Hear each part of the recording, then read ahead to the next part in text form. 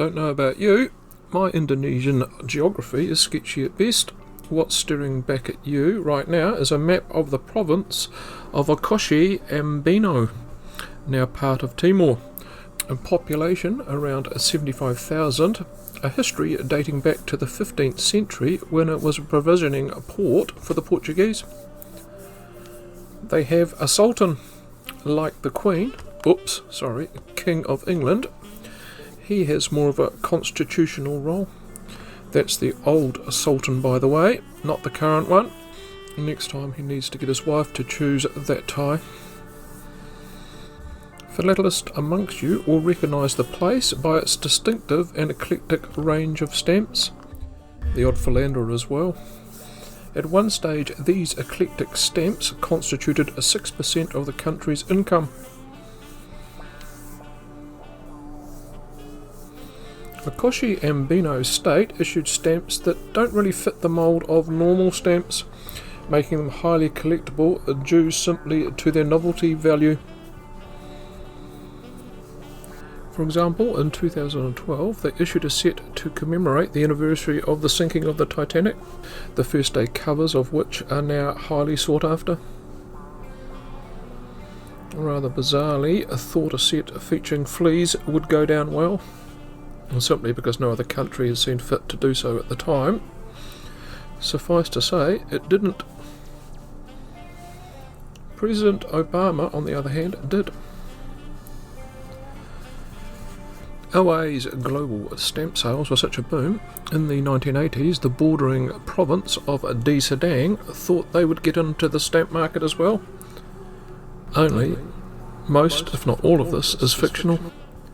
Apart from, say, the second map I showed you, featuring the real, spelt correctly, Occussi-Ambeno, and the revenue bit about stamps I made up, simply to add to the story created by New Zealander Bruce Henderson.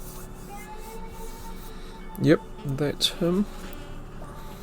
Bruce Henderson, also known as Bruce Grenville, and also known as Martin Renwick, the man behind those stamps, and oh, so much more. The prolific Henderson has been creating his own, what are called in the trade, Cinderella or Mailart stamps since the late 1960s, featuring an array of exotic-sounding micronations which sound vaguely familiar. And that's because he often ties in a kernel of truth to muddy the waters. A good example of this are the Sedang stamps. Like Occussi-Ambeno, Sedang is on the map in Indonesia, and these micronation cum fantasy stamps aren't exactly a new thing. They didn't begin in the 1960s, rather 1888, when a swashbuckling Frenchman, Charles de Marina, set up his own kingdom in the middle of what is now Vietnam. The kingdom of Sedang operated for a mere 2 years and died the moment de Marina took his terminal breath. One of the things he did do to add credibility to his cause, flogging off a lump of Siam at the end of a gun, was issuing his own stamps.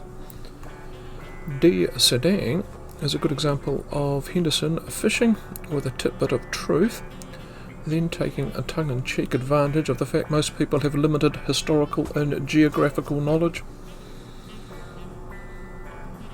Another example is the Khanate of Bokhara in southern Uzbekistan.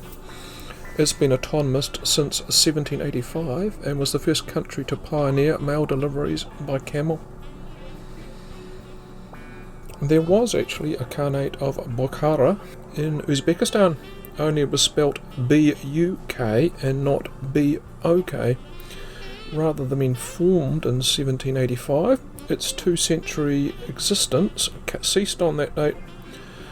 The bit about camels plays into the psychology of what we think about in Central Asia and the Middle East. Henderson mixes facts seamlessly with fiction.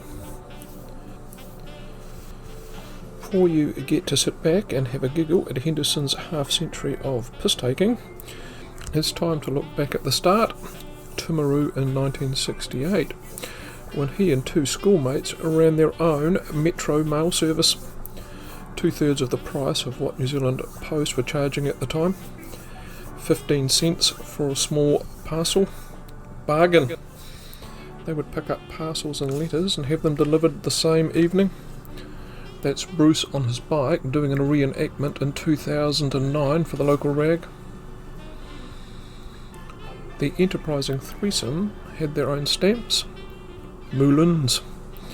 For 5 months they ran a successful and growing business. The same-day delivery was particularly popular for Timaru chemists and retailers. Unlike a normal postie, the lads would also deliver parcels to the door.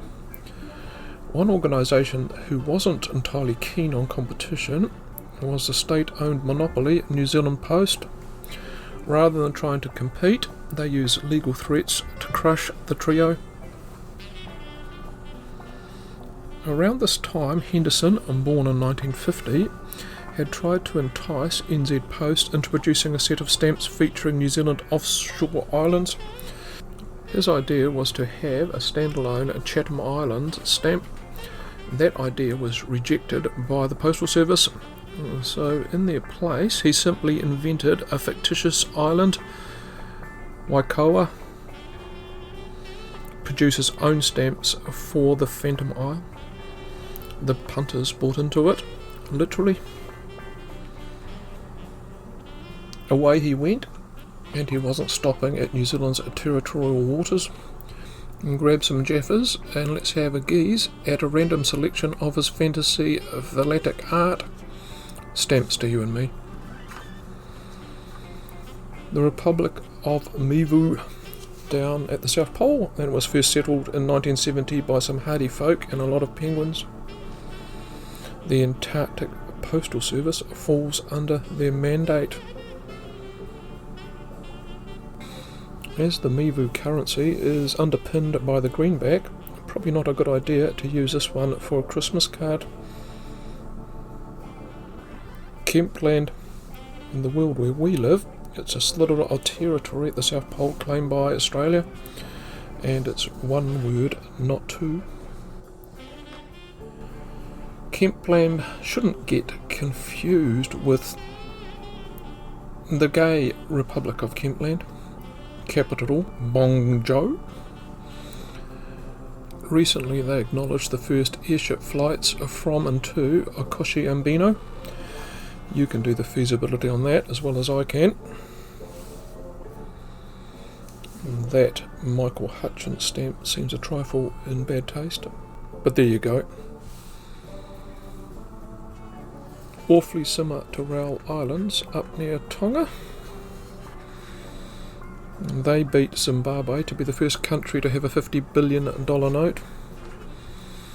That lady at the bottom right is Mistress Evelyn. More info on her, sadly I can't provide. The flag of the Norse-sounding Free Vinland in the North Atlantic. They gained their independence from New Vinland in 1993. And I've invented an engine that runs on water. Nice touch though for them to acknowledge the 102nd birthday of the founder of Scientology. A land of murky, where the local language is Plato and the capital is called Plato City.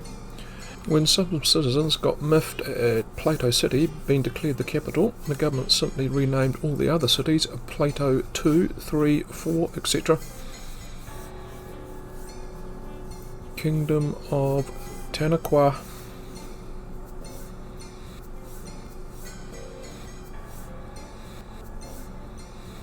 Continue I could for another 5 minutes along a similar vein, only you can do your own Google on bogus states like say Napoleon Islands and the democratic state of James Cook Island. The list goes on, as does Brucey.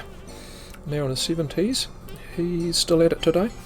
Happy to sell you any of the above stamps, and I'll place his details in the description. Unsurprisingly, his preferred contact is via post. Up next is the Kiwi that went hunting for Noah's Ark.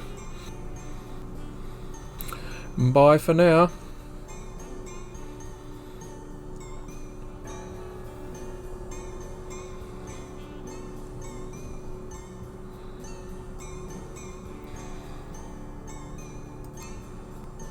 Long live the Sultan.